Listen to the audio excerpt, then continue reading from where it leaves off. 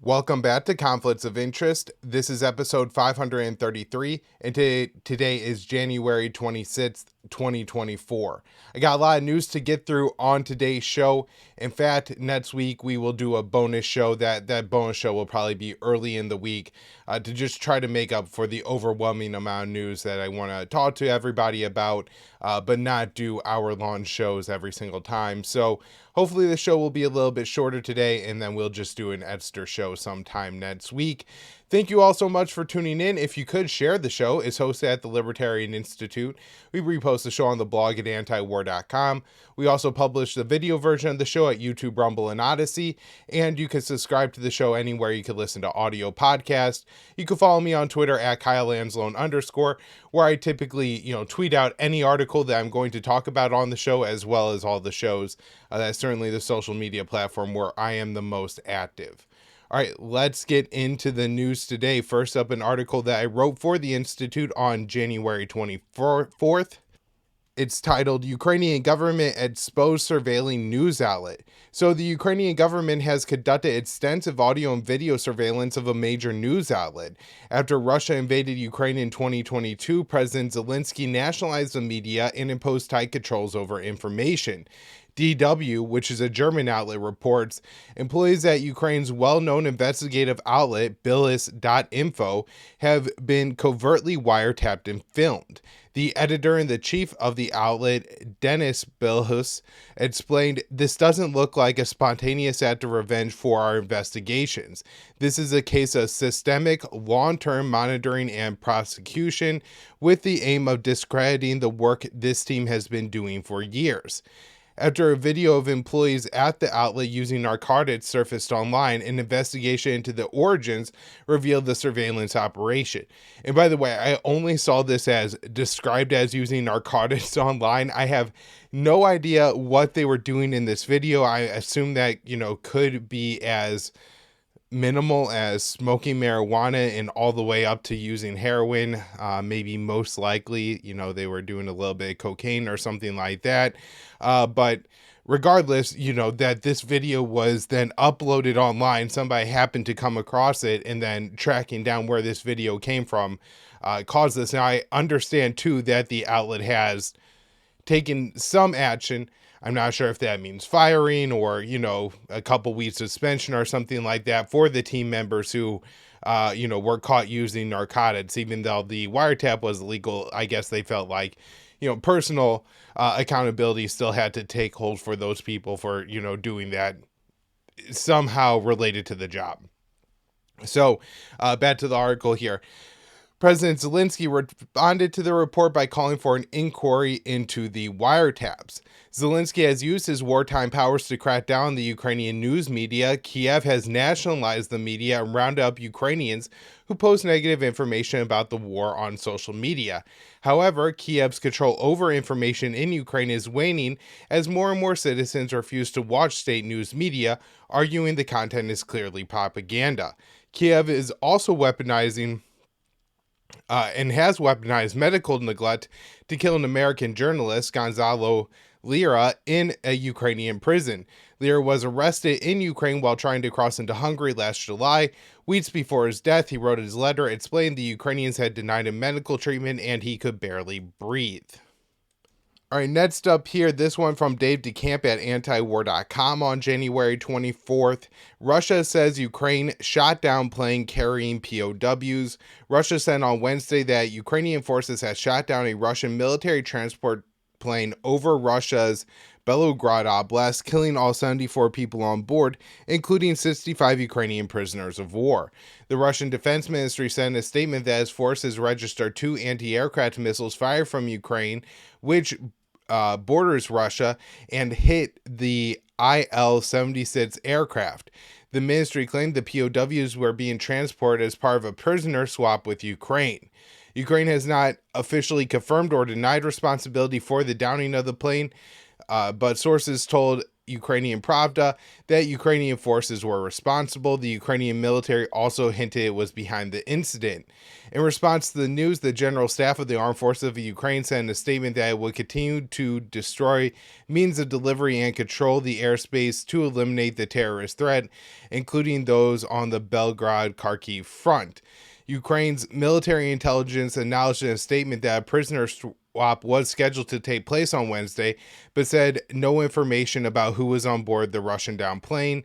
And so I suppose it's possible that, this could have either happened by error or misintelligence. Maybe the Ukrainian forces on the front line were not informed that the prisoner swap was due to take place. And so when they identified this particular aircraft on radar, they believed it was, conducting some kind of military operation and shut it down. Or, and we've seen this in Syria, in fact, where the Syrian government fired a anti-aircraft missile at I believe, Israeli plane that was attacking Syria, and it ended up hitting a Russian surveillance plane.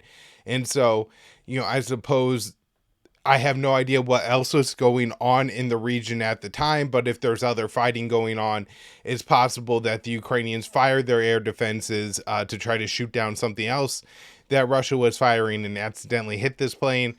So a lot of questions yet to be answered on this story, but it's probably going to scuttle future prisoner swaps between Russia and Ukraine. And certainly if it was either intentional on the Ukrainians' part or due to misinformation, a lack of communication on the Ukrainians' part, I think that will create a real issue for Ukraine.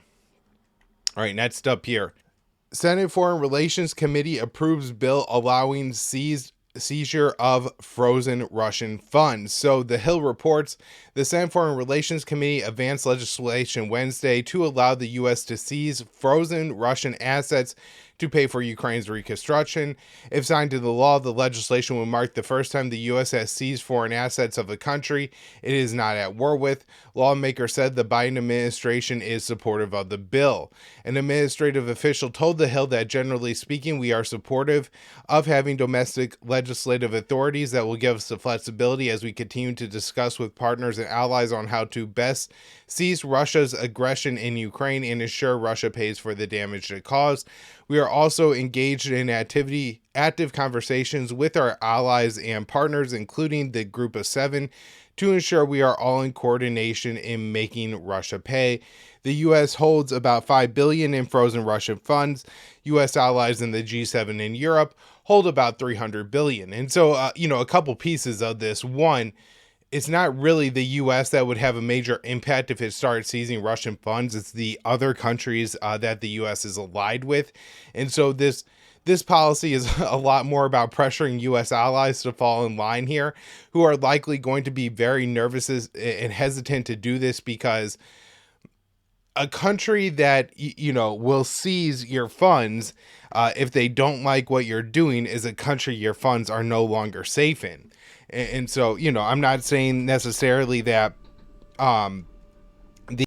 say France would no longer feel comfortable holding their money in England, but rather China would not feel, any country that could possibly, be kicked out of the U.S. world order would feel very uncomfortable about holding their money in any country aligned with the U.S. So this will probably lead to more de-dollarization and other things like that. The other note here is, of course, the U.S. is running out of money to arm and fund Ukraine with. And so while they've only talked about using this money, or mainly have talked about using this money so far for reconstruction of Ukraine post-war, there has been some discussion about using it during the war. And so I don't think it's that, impossible the White House takes this money and starts using it to buy weapons or, to transfer to Ukraine. And of course, part of transferring the weapon money to Ukraine and say dread budgetary assistance, maybe they would feel like that would free up other money to send to Ukraine for weaponry. All right, next up here. NATO begins largest war game since the end of the Cold War. Around 90,000 troops from NATO member states have kicked off the month-long war game Steadfast Defender 24 across Europe. The drills simulate a war with Russia. We talked about this a little bit on the last show. Don't want to get into it too much today. I will kind of update as those war games go on over the next couple of months as, certain more provocative maneuvers are going on and things like that. All right, next up here, this one from Dave DeCamp, antiwar.com, January 25th. Biden urges Congress to approve F-16 sale to Turkey. So President Biden has sent a letter to senior members of Congress urging them to quickly approve the sale of F-16 fighter jets to Turkey as Ankara's reward for approving Sweden's NATO membership.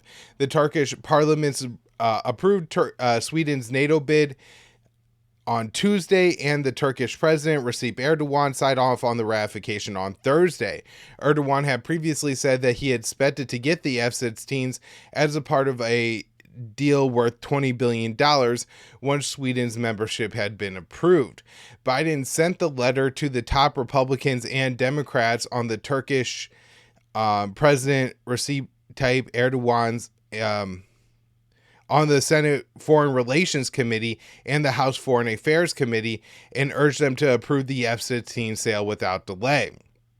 According to the New York Times, the four members of Congress have not yet given their approval and might want more assurances from Turkey on certain issues, such as Turkey's recent airstrikes against the Kurds in Iraq and Syria. The deal is expected to ultimately be pushed through, but possibly not as quickly as President Biden would like. Sweden still needs Hungary to approve its membership before it can join the alliance. Initially, the Swedes said they weren't even going to meet with the Hungarians about this, but then Sweden relented, and the Prime Minister is going to meet with the Prime Minister of Hungary, Viktor Orban, sometime soon to discuss that. I think a couple other things worth noting here. One, back during the Trump administration, Turkey was actually a part of the F-35 production program and was supposed to receive maybe 100 or so of those advanced fighter jets, and was kicked out of it because Turkey purchased the S-400 air defense system from Russia. And so, that dynamic is still interesting here. And then also what we're going to talk about now, where, this is really about Sweden, the U.S. selling these F-16s to Turkey. The Biden administration might not do it otherwise. However, now we're conducting a major arms sale in the Middle East. And anytime we sell arms to, a Muslim country in the Middle East, well, usually that means we had to send arms to Israel too. So that brings us to our next article here. U.S. Israel advancing major fighter jet deals amid Gaza slaughter. And so it looks like Israel is also set to get a major weapons upgrade and deal from the United States. So Dave DeCamp writes, amid Israel's slaughter in Gaza, U.S. and Israeli officials met in Washington this week to discuss the advancement of major weapons deals that will arm Israel with dozens of fighter jets, Apache helicopters, and munitions. One of the deals includes a new squadron of 25 F-35 fighter jets, which is worth about $3 billion. Israel's defense ministry first announced its intention to procure the F-35s last summer and said they would be purchased using U.S.-provided aid. The source told the Times of Israel that Israel also intends to procure a squadron of 25 F-15IA fighter jets and a squadron of 12 Apache helicopters. It's unclear how the F-15s and Apaches will be paid for, but the U.S. is looking to give Israel an additional $14 billion in military aid this year, on top of the $3.8 billion it gives Israel every year. And Israel, of those weapon systems, I believe the Apaches, and I don't know about the munitions that they're getting, those might be in pretty high need too. But I do know that Israel, it does not have enough Apaches to operate them wherever they want. They want to be able to have some for the West Bank, some for the North to use against Hezbollah, and some from Gaza. And the ones they have been operating 24/7 to try to keep up with the operations they want to conduct with them. So my guess is that's probably the priority here. Again, Israel may also be looking for the munitions as well. Those could be pretty important because they've dropped over 10,000 tons of weapons on Gaza since October 7th. So the Israeli Defense Ministry Director General met with his senior State Department and Pentagon officials in the White House or in the U.S. to discuss the fighter jets and helicopters. The Times report said the next steps for the deal is to be signed for both governments to formally approve them, which will likely happen in the coming weeks. The delivery in fighter jets and helicopters will take a few years. So that was Dave's article there. Next up here, Israeli forces creating 1 kilometer wide no man's land inside Gaza. The Wall Street Journal reports that Israeli forces have been ordered to completely flatten the land within 1 kilometer of the Israeli-Gaza border. A soldier said everything has to be flattened. It is mostly agricultural. Now it's a military zone, a complete no man's land. At one point, I read an Israeli intelligence official saying that 60% of the Gazan farmland is going to basically become the buffer zone. So even if it is, accurate that they just want to create the buffer zone and let the Palestinians remain in Gaza, the problem with that you have with that is they're not going to have any land to grow their own food or anything like that, which I don't really think that's the plan anyway. I think they do plan to conduct the ethnic cleansing, and this is just a way to cleanse a huge portion of Gaza and claim that that's not what you're doing. So the Wall Street Journal article notes, the project is a source of growing frustration for the U.S. Officials who say they first voiced their opposition to such plans shortly after Gaza war began and have watched with growing dismay as Israel has pushed ahead anyway. U.S. officials warned that turning the border along the 25-mile-long Gaza Strip into a no man's land would deepen Palestinian fears that Israel intends to occupy all or part of the crowded enclave and make it harder to persuade Arab governments to help rebuild the shattered territory after the fighting stops. And it seems very likely that Israel has no plans to withdraw from Gaza, and Gaza will not be rebuilt by, Arab or Muslim governments or whatever anyways, because there's going to be no Palestinians left there. This is from Middle East Eye. Middle East Eye reports Israel's military has drafted plans to establish a permanent outpost in Gaza, an Israeli officer has told Middle East Eye. News of the plans comes despite international pressure on Israel to accept a two-state solution with the Palestinians and withdraw its army from the coastal enclave. Earlier this month, the Israeli army announced that it would move in a low-intensity phase of the war with the Palestinian group Hamas, in which heavy bombardments of Gaza had been replaced by targeted operations. However, there have been no signs this is materializing on the ground, with the military continuing its heavy shelling of both the northern Gaza Strip and areas around Khan Yunis in the south, where intense clashes are ongoing, and this includes the surrounding of the Nasser hospital, the largest operating hospital remaining in Gaza. So I would assume that we're going to see the Israeli forces essentially handle things there the way they did at Al-Shifa or Al-Ali, which is to, attack the hospital, cause some pretty serious structural damage, force most of the displaced people who are living on the hospital grounds to flee. And then once it's just down to the doctors and patients, they'll go in, arrest a significant number of the doctors, and any patients that could possibly be arrested are forced out. And then they'll leave 5 to 10 doctors and nurses behind to care for the critically injured patients in a building that is no longer at least structurally sound and will not have any medical supplies. So that's been the routine. The Middle East Eye article also notes here that Israeli Prime Minister Benjamin Netanyahu has said quite openly that the Israeli army will continue its operations in Gaza until Hamas is destroyed in the area, and that in the future, the state of Israel has to control the entire area from the Jordan River to the Mediterranean Sea.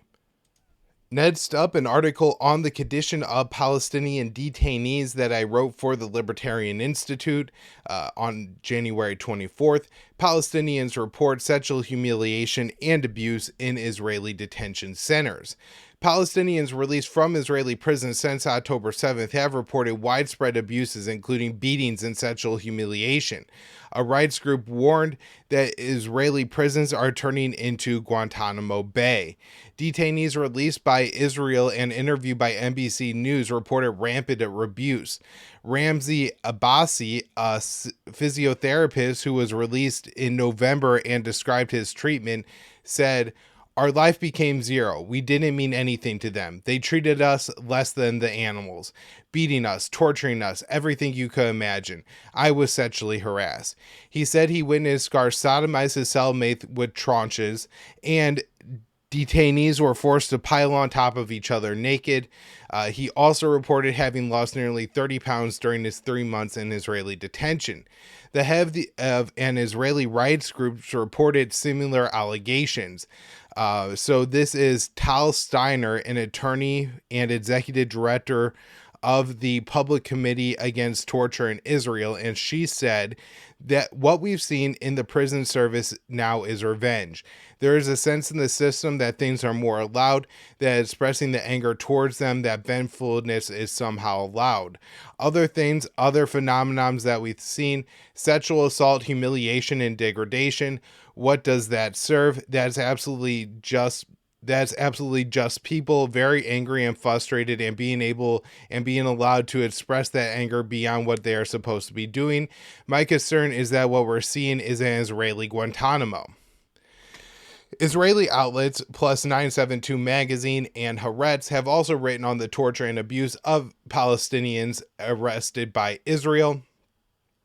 Detainees and prisoners at the Mendigo prison in northern Israel have reported several cases of harsh violence and abuse carried out by the prison wardens. Haaretz reports that the torture included guards kicking, punching, hitting their testicles, and humiliating prisoners. Some testified that a prisoner who was beaten died of his injuries. And then 972 magazine reported Israeli soldiers subjected Palestinian detainees to electric shots, burned their skin with lighters, spat in their mouths, and deprived them of sleep, food, and access to bathrooms until they defecated on themselves. Some testified to having been beaten all over their bodies and having cigarettes extinguished on their nets and bats. Several people are known to have died as a result of being held in these conditions. So I'm just horrific things worse than you would ever allow anyone to treat an animal is what the Israelis are doing to the Palestinians right now. So since October 7th, Israel has eroded the rights of Palestinians accused of being security threats to Israel. The Knesset has passed a law allowing Palestinians to remain in administrative detention for 180 days without access to a lawyer. NBC News notes that the number of Palestinians in security prisons has exploded in recent months to 8,600. Israel has allowed the movement and restricted the movement and contact of those deemed to be security inmates, And then Steiner warned that the abuse and humiliation of Palestinians will cause some to take up arms against Israel in years to come. She said, this kind of phenomenon will echo in the years ahead. People who have been tortured are radicalized. And so that's, really important to remember. And not just that, but, the people who see what this torture has done, right? When, somebody, comes back from one of these prisons mentally broken because an Israeli guard effectively raped them, then, that might radicalize you too, not just, the person who was traumatized by the Israeli soldiers. And I think that, it's really important to remember. Now, Haaretz reported after I wrote this article, unbelievable, that this is a thing, but the incoming minister of Israeli prisons vowed to make the conditions for the Palestinians in Israeli prisons even worse. It's amazing that those plans are just openly discussed like that, but that's Israel right now. All right, next up here. Israel's war on Gaza has paralyzed Palestinian education. This is from Al Jazeera. So Al Jazeera reports, no Gaza student has been able to attend school since November 6th of 2023, when the Ministry of Education suspended the 2023 to 2024 school year due to the war that has seen indiscriminate targeting of residential areas, including offices and schools. Israel has defended itself, saying that the war is against Hamas fighters, but rights groups say Tel Aviv has made little effort to protect civilians. OCHA reported on October 27th, 2023, that there were more than 65,000 pupils and more than 22,000 teachers in Gaza. Up to 280 government schools and 65 UN-run schools have been destroyed or damaged, according to the Palestinian Ministry of Education. 90% of the Palestinian Authority's schools have been subject to direct or indirect damage. About 29% of school buildings are out of service after being demolished or severely damaged. At least 133 schools are being used as shelters for internally displaced Palestinians in the Gaza Strip. These schools are sheltering far more people than their capacity, as more than 1.9 million people have been displaced. Israel has attacked multiple schools that are serving as shelters, killing Palestinians. In November of 2023, Israeli forces attacked a UN-run Al-Fakora school, killing at least 15 people. A week after that, at least 25 people were killed at the Al-Burqa school.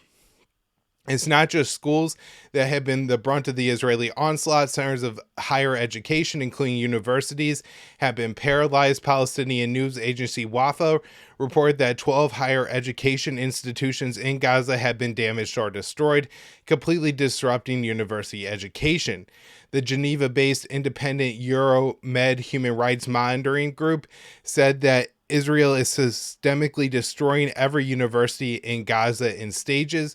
Additionally, the Israeli army has killed 94 university professors, the Euromed Human Rights Monitor reported. Up to 4,327 students have been killed, and another 7,819 others have been injured as of January 16th, according to the Palestinian Ministry of Education, which added that 231 teachers and administrators have also been killed. Meanwhile, schools and universities in the occupied West Bank are already shifting to an e-learning model with online classes, as raids and settler violence have dramatically risen since October 7th. This includes 55 schools located in the West Bank seam zone, an area separated from the rest of the occupied West Bank by Israel's separation law. And so you could see that education for Palestinians essentially doesn't exist right now.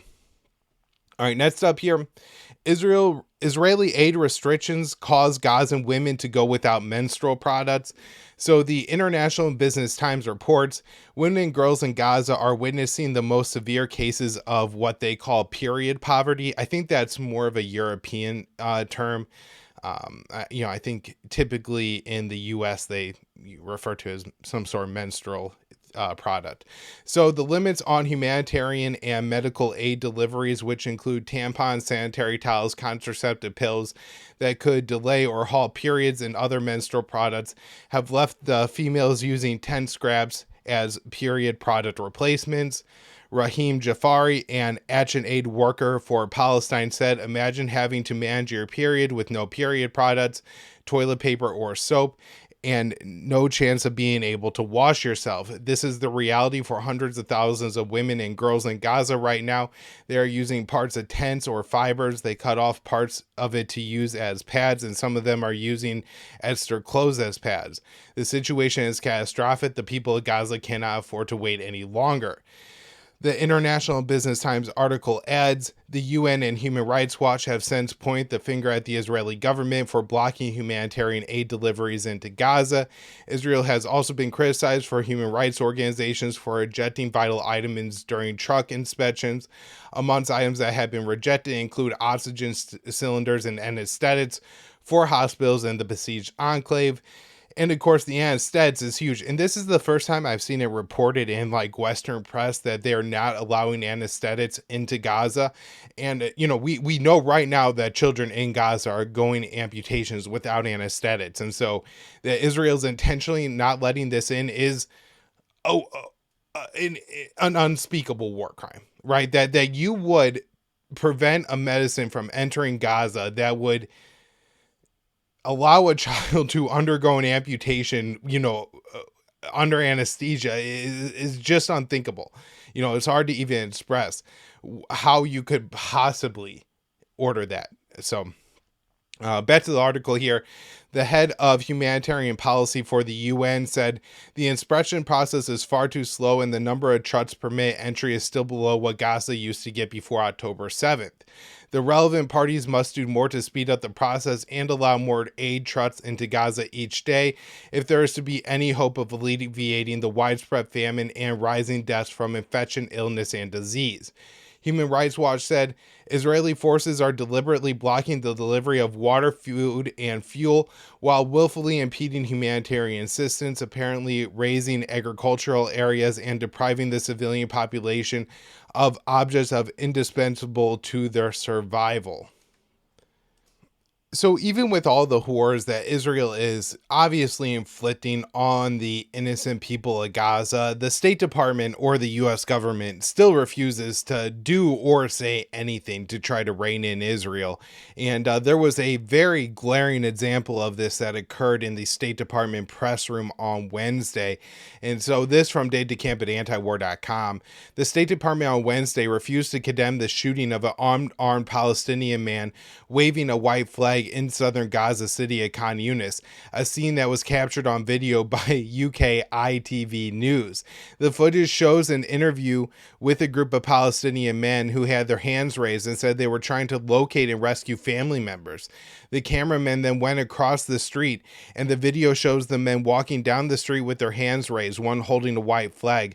The man came under fire and one was killed.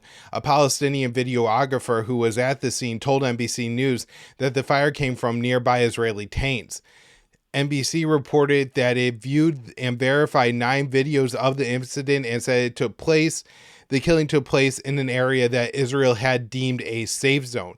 So even waving a white flag in a safe zone on video captured by Western outlets, verified by Western outlets, right? You have all of this, and then you go to the State Department and you say, can you condemn this? And they say, well, we don't have the full context. We can't go as far as condemning anything here. So this is what the State Department spokesperson Patel said. I have seen that footage, but I'm not going to comment on the specifics around that. I'm not given aware of the full circumstances on the ground. He continued, saying Israel's onslaught in Gaza is not an American operation, but the U.S. has provided unconditional military aid, intelligence support, and political cover for the slaughter, which has killed over 25,000 Palestinians. Asked if he would support an investigation into the killing, Patel said it was up to the Israeli military. He said that's for the IDF to undertake and determine based on the circumstances of the situation. Patel was also asked about the Israeli tank shelling of a UN shelter in Khan Yunis, which occurred on Wednesday. He claimed the U.S. deplores the attack, but refused to say the U.S. would discuss it with Israel. And so saying that something is bad, that UN shelter attack was bad, that's one but he doesn't even say, like, what Israel did there was clearly and morally wrong. We oppose it. We're outraged by nothing, right? And so you have all these claims that Israel made on October 7th. Babies beheaded, massive women raped, just babies killed everywhere, babies ripped out of women's fetus, and all those things. The State Department has no problem, just unconfirmed reports saying this is awful, this is vile, this is why Israel has a right to defend itself, this is why Israel could kill tens of thousands of Palestinians in Gaza, right? But then you have video evidence of Israel committing war crimes, and they say, well, we need some more context before we could comment on that. It's unbelievable. It really is unbelievable that the U.S. government has that little morality. Unbelievably disgusting. All right, next up here. Israeli officials deny report of progress in hostage negotiations with Hamas. So Dave DeCamp wrote this on January 24th. Several media reports have said that Israel and Hamas are making progress in a Qatari and Egyptian-led mediation talks on the hostage deals, but Israeli officials are denying that's the case. And then we had this report. So this is an update on it. from January 25th, again by Dave DeCamp at antiwar.com, CIA chief to travel to Europe to discuss hostage talks. So William Burns is going to travel to Europe in the coming days to hold hostage talks and negotiations between Israel and Gaza. Multiple media outlets report on Thursday Burns is expected to hold a meeting with the Israeli Mossad chief, the Qatari prime minister, and Egyptian's intelligence chief. Egypt and Qatar have been mediating the latest negotiations between Israel and Hamas, and there have been conflicting reports on whether or not progress is being made. Israel is said to have made an offer of a 2-month truce in exchange for the release of all remaining Israeli hostages, which is believed to be just over 100 people, but Hamas is calling for a permanent ceasefire and a withdrawal of all Israeli troops in exchange for the release of the remaining hostages. Israeli Prime Minister Netanyahu has publicly rejected Hamas's offer to free the hostages if Israel ends its onslaught, and has said that the campaign in Gaza will continue until 2025, but he is under increasing pressure to secure a deal, and senior Israeli military officials have said diplomacy is the only way to get the hostages home. So maybe this could bring an end to the conflict. Doesn't seem like Israel is very interested, particularly Netanyahu is very interested in a deal at this point. So I don't see it as being something immediate. However, a lot of people point out that, look, Biden sending William Burns to the Europe to be involved in these negotiations is important because, unlike anybody in the State Department, Burns is an actual diplomat and apparently understands at least that other groups and people have positions on things that you have to compromise with. And so maybe that there's a little bit of hope now that the CIA director is involved. It's kind of a crazy thing to say. People often ask on the, like me, who I think is in charge of the US government. And a lot of people always just assume that the Pentagon and the CIA are going to be the worst agencies in the U.S. government. And in reality, Burns and Austin are some of the least hawkish members of the Biden cabinet, where you have, people like our Secretary of State, Antony Blinken, who is one of, if not the most aggressive. Certainly the State Department with Blinken and Newland is probably the most aggressive and hawkish agency in the U.S. government, which is, crazy that those are the dynamics playing out. All right, next up here, this one from NBC News. 1 in 5 Israeli soldiers killed in Gaza died by friendly fire or in accidents. So NBC News reports, out of 170 Israeli soldiers killed in Gaza last year. So this is, I guess, ranging from October 8th until the, end of the year.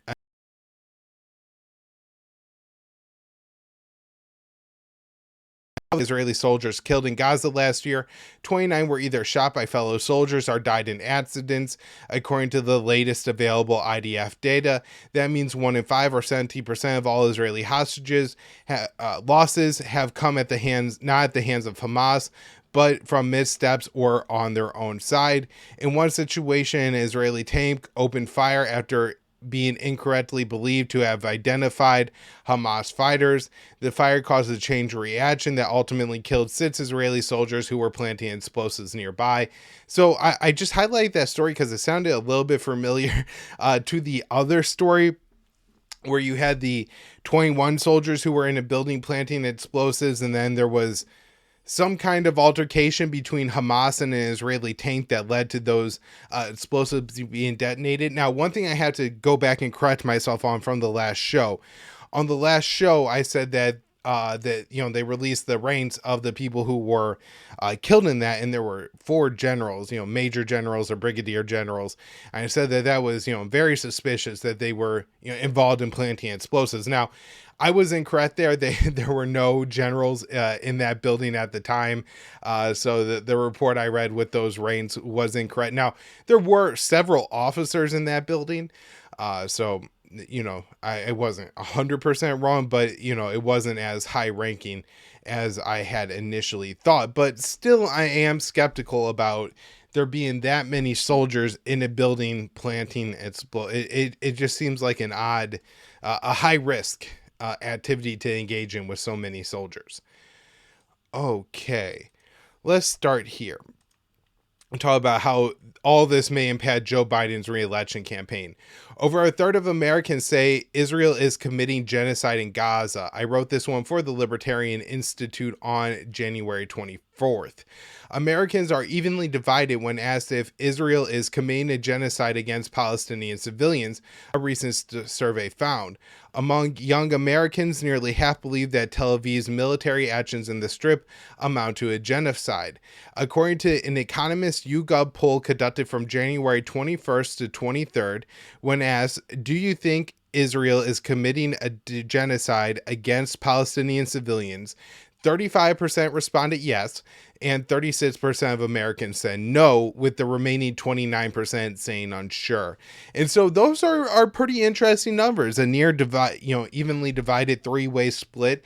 I do understand the people who say they are unsure. Genocide is an awfully big claim to make, and unless you spend probably a lot of time on social media or reading particularly print and independent media, you might not feel willing to make that claim, but that the number that people who say yes and no is almost evenly divided is relatively huge, I think. So among two key demographics for Joe Biden, young voters and Hispanic voters, nearly half of those who responded said Israel was engaged in genocide. And for young voters, that number was 49%. And for Hispanic voters, that number was 46%. Recent polls show that Biden is trailing former President Donald Trump. Among these demographics, Biden won both in 2020. Voters who make up a large portion of Biden's base of support, who identify as Democrats, and liberals, were the most likely Americans to view the Israeli operations in Gaza as attempting to eliminate the Palestinians that live in the Strip. And so 49% of Democrats said that Israel was conducting a genocide, and 60% of liberals. About half of those who voted for Biden in 2020, I think the number is 49%, believe Israel is conducting a genocide. The results are problematic for Biden, as he has offered his full-throated support for Israel. At several recent events, protesters have labeled the president Genocide Joe for his role in aiding Tel Aviv's slaughter in Gaza. Israel has decimated Gaza during its military operations that began after the October 7th Hamas attack. Israeli forces had destroyed most of the infrastructure in Gaza needed to support life. Tel Aviv has also severely restricted aid deliveries into the besieged Strip. International aid agencies are now warning that the healthcare system has collapsed. Medical facilities have been degraded to the point of amputations, even on children, are occurring without anesthetics, and women cannot safely give birth. Disease has spread rapidly due to a lack of medicine and a lack of clean water. Israeli forces destroyed the solar panel array that treated water for about half of the Strip's 2.3 million people. Hundreds of thousands of Palestinians are suffering from respiratory infections and diarrhea. Starvation is also spreading in Gaza. Aber Efta, the World Food Program's senior Middle East spokeswoman, said on Tuesday more than 500,000 people in Gaza are facing catastrophic food insecurity levels, and the risk of famine increases each day. She added that even with the long years of conflict in places like Syria, Yemen, and Sudan, we haven't seen that high of a number of people in these conditions in such a short span of time.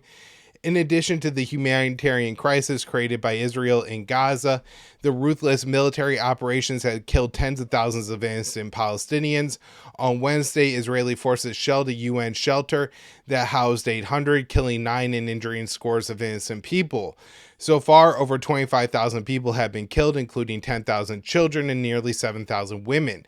Thousands more are missing and believed to be dead under the rubble. More than 60,000 have been wounded, with some dying of treatable injuries due to the collapsed medical system. And so now I have this one from NBC News, and Biden has hired a campaign advisor to mitigate the Genocide Joe protests. So NBC News reports, to navigate the issue, Democratic officials have tapped veteran in advance planning for campaign events to help oversee a new approach, according to Biden officials, who expect more protests throughout 2024. Doug Landry, who has worked on planning and logistics for several presidential campaigns, has been tasked with helping to find a way to allow for critics of Biden policies to freely express their views, but not to the extent that it overwhelms campaign event or blocks supporters from attending. Volunteers at events. So this is important for anybody who is considering going out and protesting. Listen to what I'm going to say here, because this could help you to not get identified. Volunteers at events are being trained to keep an eye out for potential protesters, though they are not able to stop them from attending, officials said. At Tuesday's events in Virginia, for instance, volunteers noticed attendees with pins alluding to their message on the Israel-Hamas war, which allowed officials to be on alert. And so, if you're going to go, I would not walk in with your, Free Palestine pin or shirt on, wear a coat or a jacket or something over on top. If when you're actually, shouting Genocide Joe, you want to, put on that pin, take off your jacket, have that shirt on. But just know that they're going to try to probably filter you out, move you to the back of the room, somehow find a way to marginalize you if you're obviously a supporter of Palestine at Joe Biden's event. NBC reports that the Democrat National Convention this summer in Chicago perhaps poses the biggest challenge for the president's team. National conventions are carefully choreographed and highly stage-managed affairs, so any disruptions can leave a black eye at the moment when much of the country is watching. A spokesperson for the Democratic Convention noted that both parties' conventions are classified as national security events by the Secret Service, meaning sites and hotels will be fortified by federal law enforcement agencies. During primary events, both conventions will be designated free speech zones, which, of course, are the opposite of what you would think the First Amendment implies. So we are closely coordinating with law enforcement, overseeing security, including planning for expression of First Amendment rights. We look forward to hosting what we are confident will be a safe and successful convention. And very disturbing when they say, yeah, we're looking for a place for you to be able to express your First Amendment rights. My guess is, you're not going to get to express very much that way. All right, next up here, White House likely to extend deployment of 2,000 soldiers in the Middle East. So Kelly Vallejos writes at the Quincy Institute for Responsible Statecraft.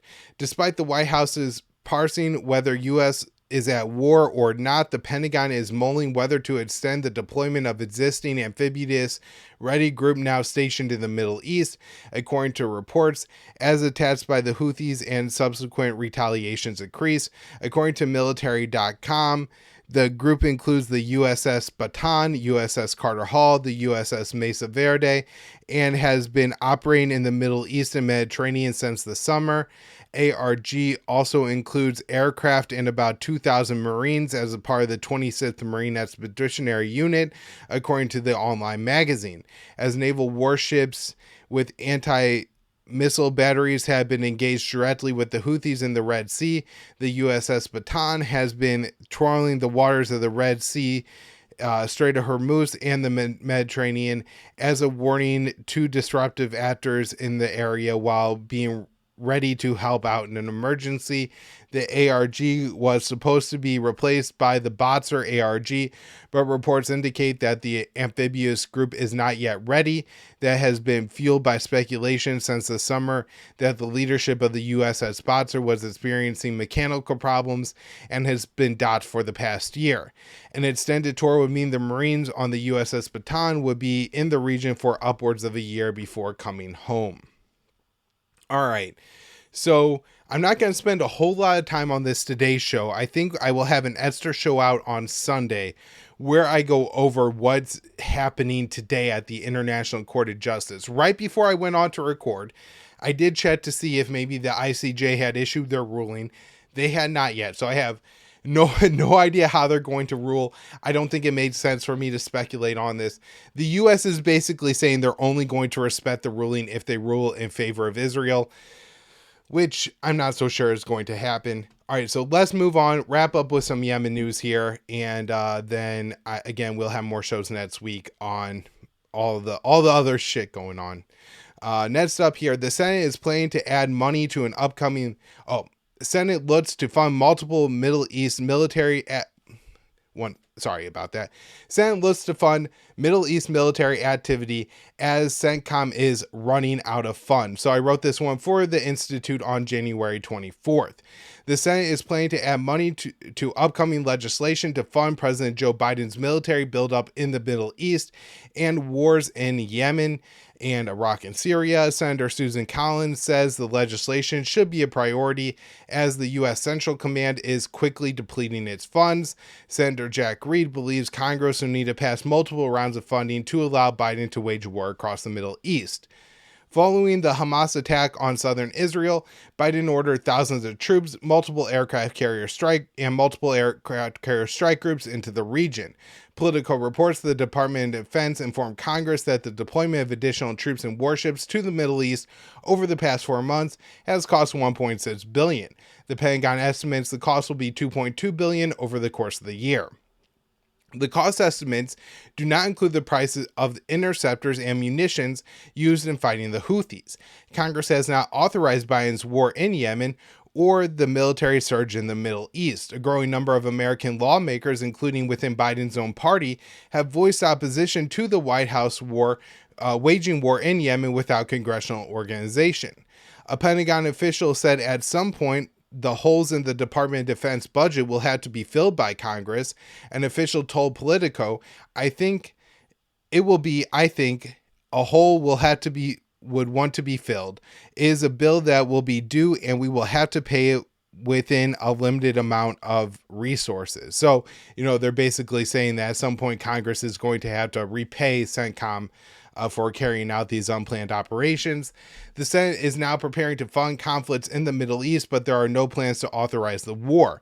Politico reports Congress is considering several options for authorizing war spending.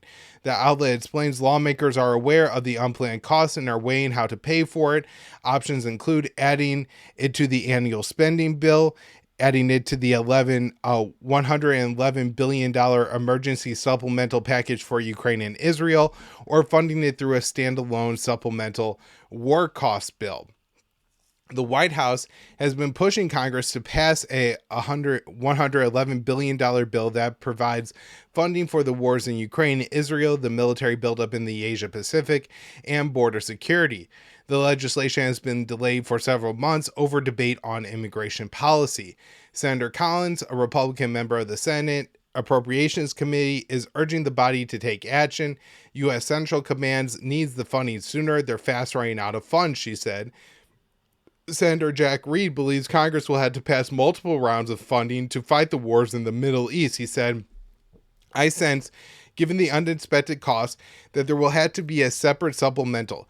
These aren't routine costs. They're because of our reaction to the Houthi disruption, to the Iranian malign behavior. I think that's probably where we would go for it. Senator Dan Sullivan, Mitch McConnell, and Mark Kelly, those are two Republicans and a Democrat, have all called for adding money to the supplemental war legislation to replace the interceptors and munitions used to fight the Houthis in Yemen. All right, next up here, bipartisan group of senators question legal authority of Biden's new war with the Houthis. And so this was a letter issued by Tim Kaine, Chris Murphy, Mike Lee, and Todd Young, two Republicans, two Democrats, and said the Constitution requires that the United States not engage in military action absent a favorable vote from Congress. There is no current congressional authorization for offensive U.S. military action against the Houthis. The U.S. has been waging war in Yemen for almost a decade now with absolutely no congressional authorization. I'm not exactly optimistic that they're going to act on this now, and it seems far more likely that if Congress votes on this war in Yemen, it will be only to fund it, not to rein in the White House. Next up here, U.S. bombs Yemen for 9th time. Houthis attack U.S. commercial ship. And so, this is just another round of escalation. and more shipping companies announced they will avoid the Red Sea. And so this really shows that Biden's war in Yemen is absolutely just blowing up in his face. It is not achieving the desired results and is becoming very problematic for the White House. All right, everybody, thank you so much for tuning into the show today. Again, we will have a bonus show and a lot of news next week. Thank you all so much for tuning in.